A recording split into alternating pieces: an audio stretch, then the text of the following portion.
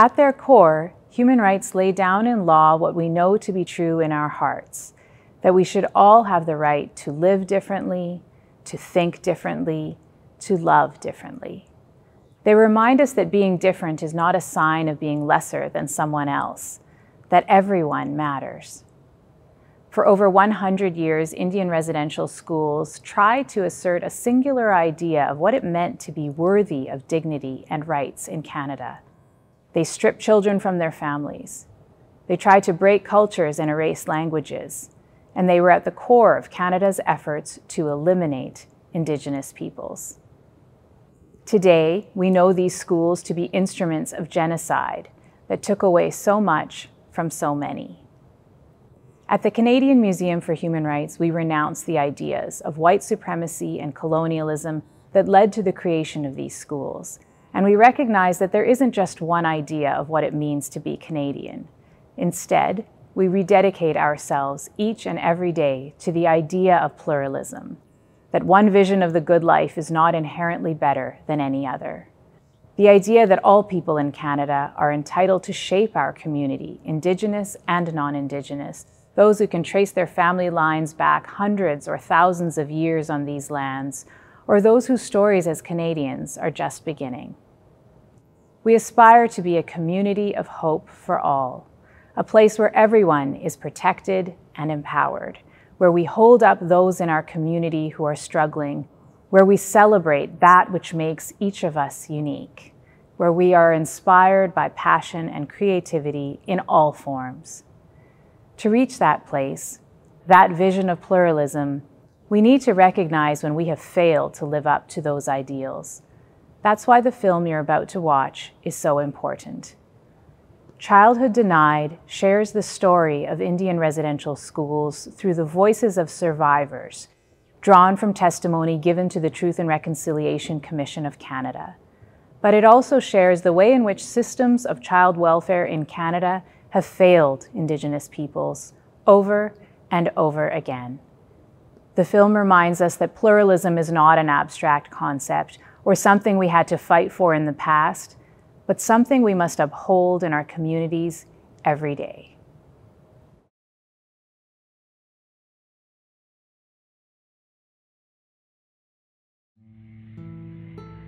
There was a plane that landed by the shore, and the government were picking up kids. I looked back at my parents, I said, I don't want to go. I started crying, but I was grabbed by my arm and forced into the plane. Ce jour-là, des décennies plus tôt, Simon Hogoluk était envoyé dans un pensionnat, loin de sa maison, de sa famille et de sa culture. When they closed the door, I was looking out the window. I could see my parents together.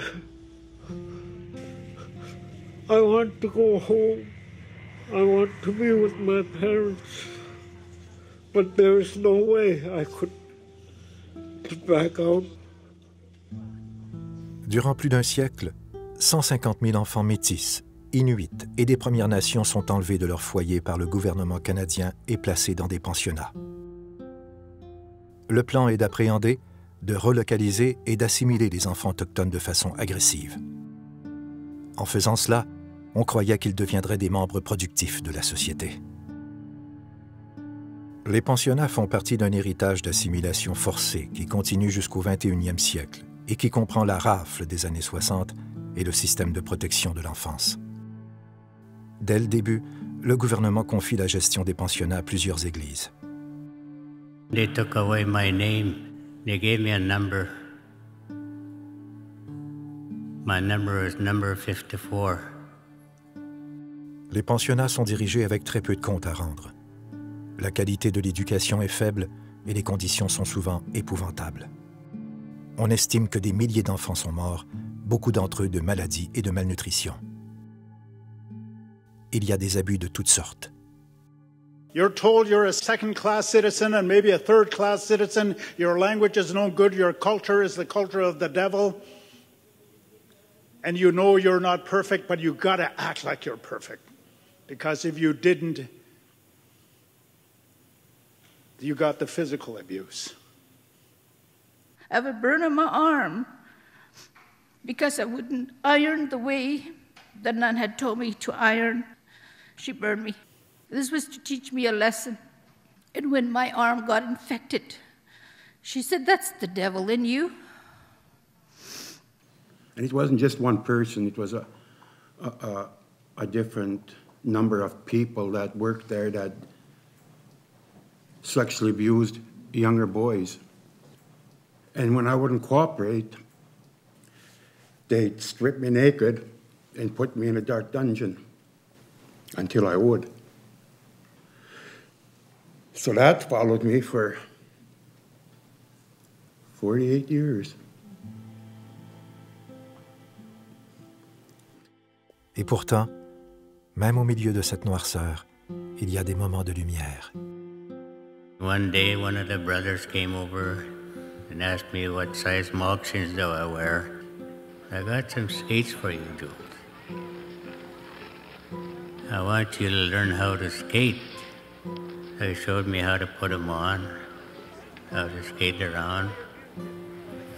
By the time Christmas holidays were gone, Bobby Orr was born.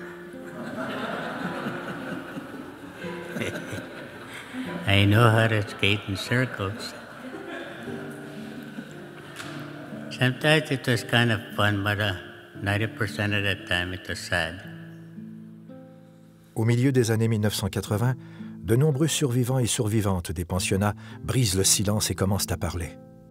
Déterminés à tenir le gouvernement et les églises responsables, ils intentent une poursuite en dommages. En 2006, le gouvernement fédéral et les églises acceptent le plus important règlement de recours collectif de l'histoire du Canada. Dans le cadre de ce règlement, la Commission de vérité et réconciliation commence à rassembler les témoignages des survivants et survivantes afin que tous les Canadiens et les Canadiennes puissent connaître les pratiques qui ont terni l'histoire de leur pays. Mr. Speaker, I stand before you today to offer an apology to former students of Indian residential schools. The government now recognizes that the consequences of the Indian residential schools policy were profoundly negative, and that this policy has had a lasting and damaging impact on Aboriginal culture, heritage, and language. Dans les années 1960, le nombre de pensionnats indiens avait commencé à diminuer. Mais le système canadien de protection de l'enfance continue d'intervenir dans la vie des familles autochtones, déplaçant de force des milliers d'enfants dans des foyers d'accueil dirigés par des personnes blanches.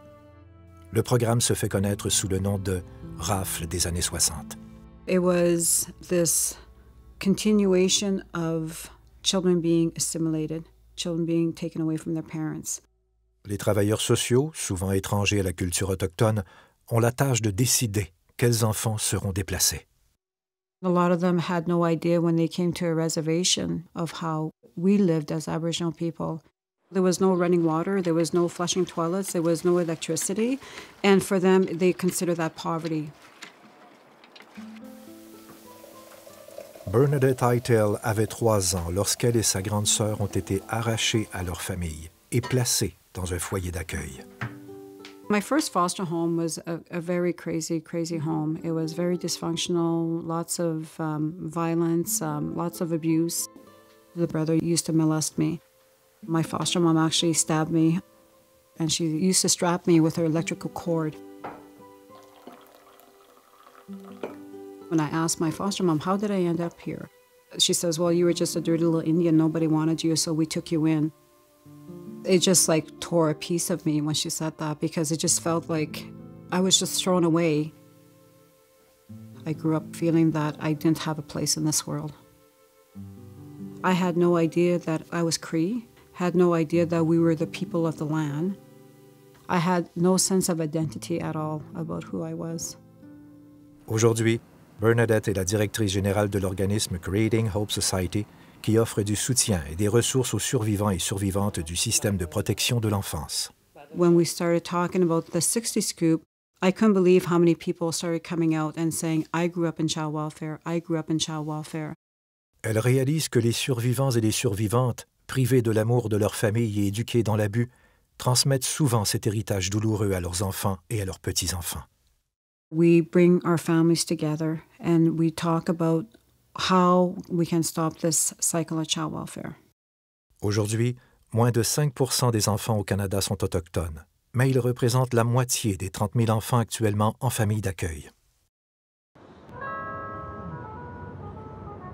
3 générations de la famille d'Angela Miracle Gladue portent les cicatrices du système. Ses grands-parents sont des survivants des pensionnats. Angela, ses frères et ses sœurs ont tous été envoyés dans des foyers d'accueil. You would hope that social workers would be there to help keep a family together, but instead they broke mine apart. La mère d'Angela essayait de récupérer ses enfants, mais sans succès. She did a bunch of parenting programs, she got a job, she was volunteering, she was doing really good, but they just, nope, that's not good enough, Mary, now you gotta do this. They didn't see the amazing stuff that my mom was doing. And then my mom eventually gave up. Angela se débat dans le système de placement en foyer d'accueil. Mais à l'âge de 14 ans, elle a enfin la chance de se retrouver dans un environnement familial stable. My foster mom encouraged me to partake in my culture. I was blessed to live in that foster home, but I know for many First Nations children that's not the case. À l'adolescence, Angela commence la danse powwow et hip-hop. Aujourd'hui, elle participe à des spectacles partout dans le monde et elle travaille avec les jeunes autochtones. I encourage people to be proud of who they are and to seek out their culture and seek out elders and learn about residential schools. Because a lot of kids don't even know and they just live in this environment that's really toxic and they don't know why.